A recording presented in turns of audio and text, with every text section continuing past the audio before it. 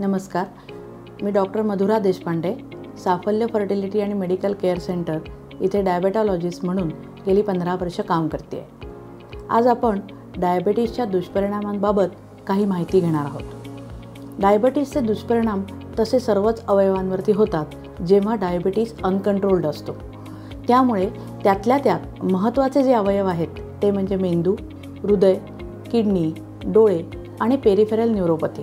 Peripheral neuropathy याचा अर्थ पायाच्या तळव्यांना मुंग्या येणं, बधिरता येणं अशासारख्या तक्रारी डायबिटीस अनकंट्रोल्ड असल्यामुळे उद्भवू शकतात.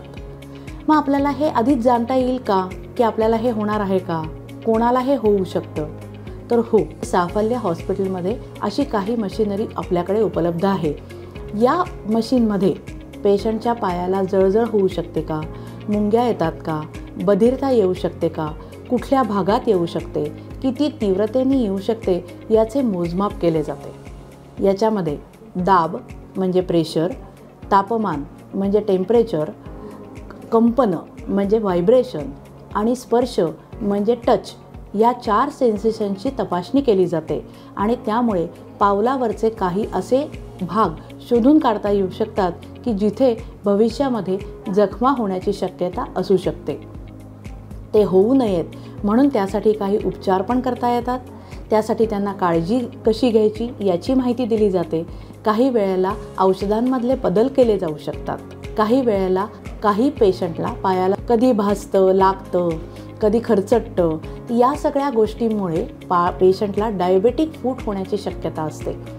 डायबेटिक फूटमध्ये पेशंटच्या पायाला जखमा होऊन त्या जखमा भरून येत नाहीत आणि त्यामुळे त्या कधीकधी खोल होतात. कधीकधी त्यामुळे तो अवयव निकामी होण्याची शक्यता असते आणि तो काढूनही टाकावा लागू शकतो. अशा वेळेला PRP थेरपी म्हणून एक नवीन पद्धती आली आहे, जिच्या मदतीने आपल्याला डायबेटिक फूट लवकर बरा करता येतो. प्लेटलेट रिच प्लाझ्मा या थेरपीमध्ये प्लेटलेट रिच प्लाझ्मा हा रक्तातनं वेगळा केला जातो आणि त्याचं इंजेक्शन जखमेवर दिलं जातं. त्यामुळे जखम लवकर भरून येण्यास मदत होते. पेशंटला ॲडमिट राहावं लागत नाही. त्याचबरोबर पेशंटला जास्त काळ वारंवार किंवा रोज जे ड्रेसिंग करायला लागतं ते करावं लागत नाही. अवयव काढण्याची भीती कमी होते, ती शक्यता कमी होते. त्याचबरोबर पेशंट कामही करू शकतो. योग्य ती काळजी घेऊन तो त्याच्या कामावरही जाऊ शकतो. यामुळे पेशंटचं लाईफ जास्त सुकर होतं. तर ही PRP उपचार पद्धती, पेरिफेरल न्यूरोपॅथी असेसमेंटचं मशीन आणि त्याचबरोबर सगळ्यात महत्त्वाचा असणारा डायबिटीस कंट्रोल, ह्या सर्व गोष्टी एकाच छताखाली आपल्या साफल्य हॉस्पिटलमध्ये उपलब्ध आहेत. ज्यांना याची गरज वाटते किंवा ज्यांना याची माहिती करून घ्यायची आहे त्यांनी जरूर हॉस्पिटलच्या क्रमांकावरती संपर्क साधावा. थँक्यू.